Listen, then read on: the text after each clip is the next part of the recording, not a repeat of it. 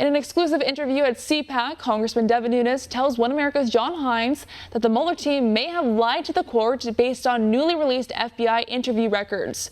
He also predicts that the Democrat establishment will do what it takes to make sure that Bernie Sanders does not get the Democratic nomination for president.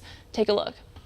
And sir, I wanted to ask you if you could share with One America viewers your message here at CPAC. Well, the CPAC audience is interested in what's going to happen next on Spygate, Russiagate, Ukrainegate, impeachment hoax. So that's what the audience wanted to hear. Unfortunately, we only had less than 20 minutes with Dan Bongino, who's got a great podcast, who wrote a great book on Spygate. So it was just a good time, I think, for Dan and I. I think we highlighted Mifsud, who is really the person who originated the Russia hoax. He was the one that supposedly told Papadopoulos that the Russians had some dirt. And we bring up what is, I think, still an outstanding question, is why didn't they go looking for Mifsud? Who seems to have disappeared, by the way. Who now has disappeared, but before they opened up an investigation in the Trump campaign, they should have found Mifsud. And that's never been answered. And you have Comey, who said he was a Russian agent, Mueller, who said he had Russia connections, whatever the hell that means. But the reality is, if Mifsud was a Russian agent, there's serious issues at hand here that I think we've talked about before with you, because there's so many connections to the FBI, NATO, other friendly governments, because the guy was at a campus in Italy that was constantly had Americans there, whether it be FBI, State Department, or our NATO allies. So with that said, you would think this would be a massive scandal, and somebody should have found Mifsud immediately before you go and open up an investigation into the Trump campaign. So you have also been pursuing this issue. I know there have been some new 302s that have come out, 302s by the FBI, which somehow, I gather, did not make it into the Mueller report, which exculpates Mr. Papadopoulos. The question is, if this is exculpatory evidence proving that he was actually telling the truth, and it was around, what do you make of that? So there's two issues here that I think are important to remember about Papadopoulos when you read the 302s that have just come out publicly now. One is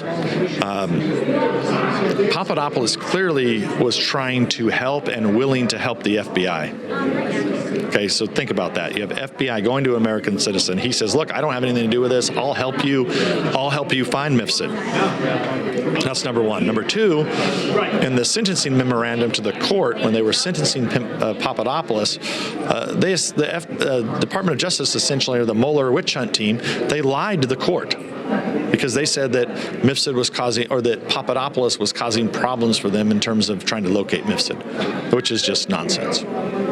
And coming up to, I guess, something more current, you're working on an investigation of the Intelligence Community Inspector General, Mr. Atkinson.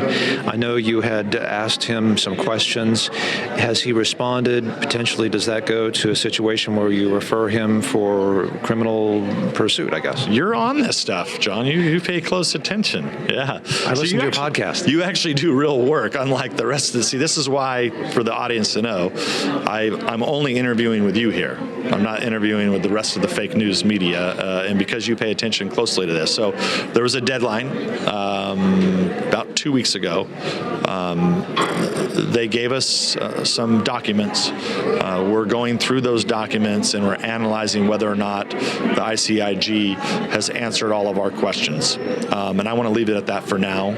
But I'll just say that there's still more questions than answers right now, but I don't want to get any farther than that. But thanks for being on top of it and caring about this issue. Taking a look, if you can look into your political crystal ball, of course, you're from California.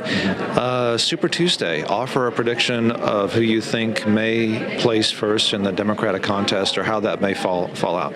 It looks to me like, especially in California, that Bernie Sanders is going to dominate, Socialist Democrat.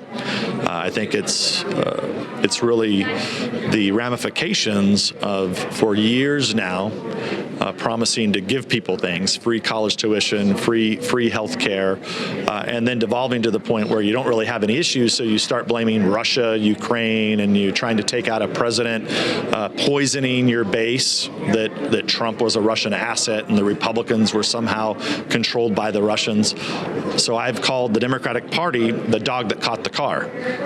When you do all that, you end up getting a socialist as your nominee.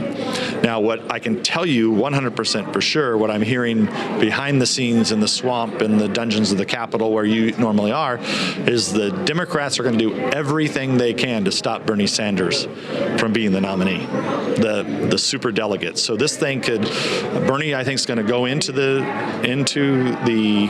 convention with the most delegates at this point. Something could happen. We still have a lot of elections left, but barring no change to him in his trajectory, he's going to go in with the most delegates. However, I don't think they're going to give him the nomination.